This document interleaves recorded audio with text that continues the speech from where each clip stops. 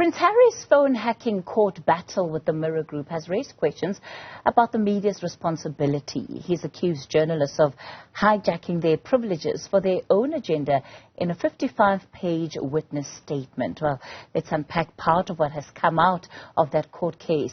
Wits journalism professor Anton Harber joins me now.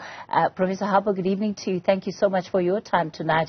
Firstly, it could be easy to look at this court case and think, well, it's something happening in the UK, we are unaffected, but certainly the debate around illegal news gathering is something that affects everybody the world over, and certainly South Africa. Fascinatingly enough, we're seeing a number of stories now that speak to the very heart of this issue. You're absolutely right. It's been a very interesting couple of weeks for media issues and media freedom and legal issues around the work of journalists in this country. The British court case is interesting because there's been a long-term tussle between the British tabloids and the legal system and not the mainstream, but the broadsheet, more serious press about the limits of activities of journalists in invading privacy.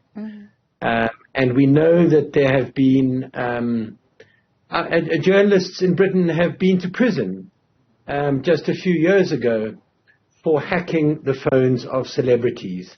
So the understanding was that the tabloids had pulled back, and this brings back an old case that, of course, is complicated by the fact that it has royals involved.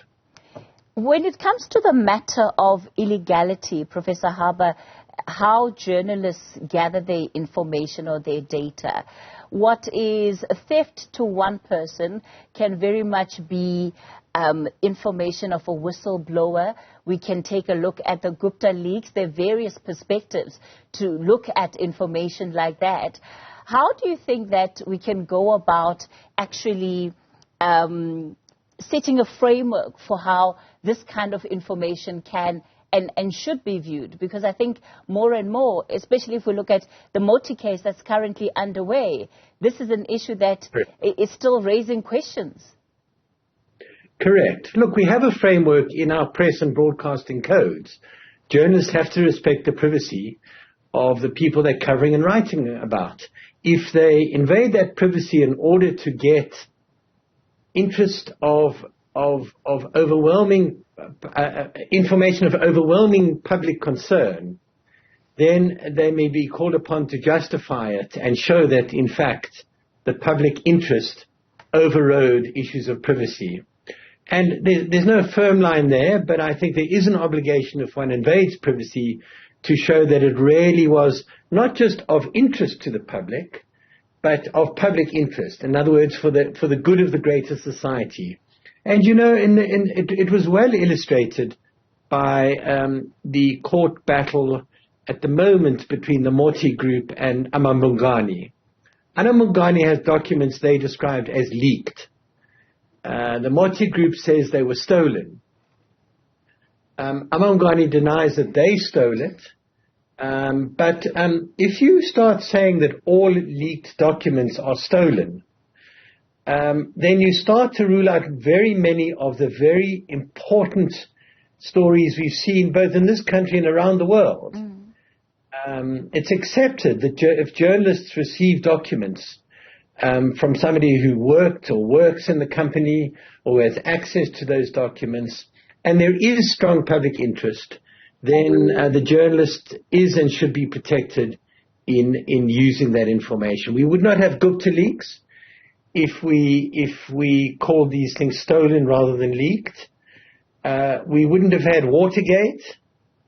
We wouldn't have had the Pentagon Papers. We wouldn't have had the Snowden Papers. We wouldn't have had the Panama Papers. So there's a lot at stake, because if you say that these are stolen and the journalists are not allowed to have them or use them, then you're closing down a huge source of important public interest stories. One of the other themes that has come out of that case, Professor Harber, is the issue of media responsibility. So, while there is, of course, an argument that can be made for public interest and for fair and accurate reporting, there is a responsibility that journalists have. And I wonder the extent to which debates like this impact the trust and the credibility of the public in the media more broadly, because we know that those trust levels, unfortunately, are on the decline. The notion of responsibility or irresponsibility is often abused by those who want to attack the media. But of course, our responsibilities are defined in our codes of conduct, our rules of ethics, and they are quite clear.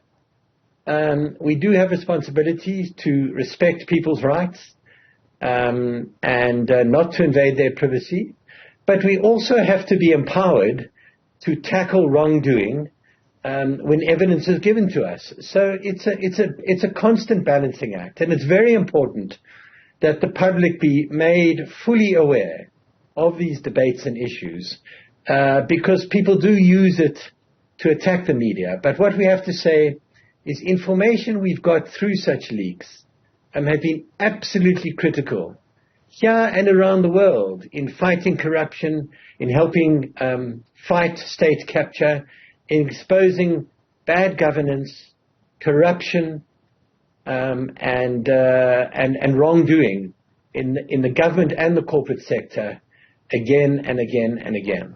And to the extent that some believe that the press sometimes is more than content to break its own rules and issue an apology either at the corner of the page if it's a newspaper, at the end of a news bulletin if it's in broadcast, that often we're willing to take the risk without necessarily being fully mindful of the impact of the consequence of that, should we be found wanting? Look, I've no doubt that where press misbehaves and breaks the rules in that way, the journalists and the outlets should take the consequences of that. We must be held accountable for our own actions as well. But the real problem in this country in particular, not unlike the tabloid press in Britain, is that some outlets have gone rogue. Most outlets follow the code of conduct and the rules of ethics, and you can hold them to account for that. But there are those who have broken from the press council, from the ombudsman situation that makes it easy for the public to go and complain without expensive legal action. So the real problem in this country is that at least one major newspaper group has gone rogue and doesn't allow itself to be held accountable through those structures. Professor Anton Harber, we'll leave it there on that note.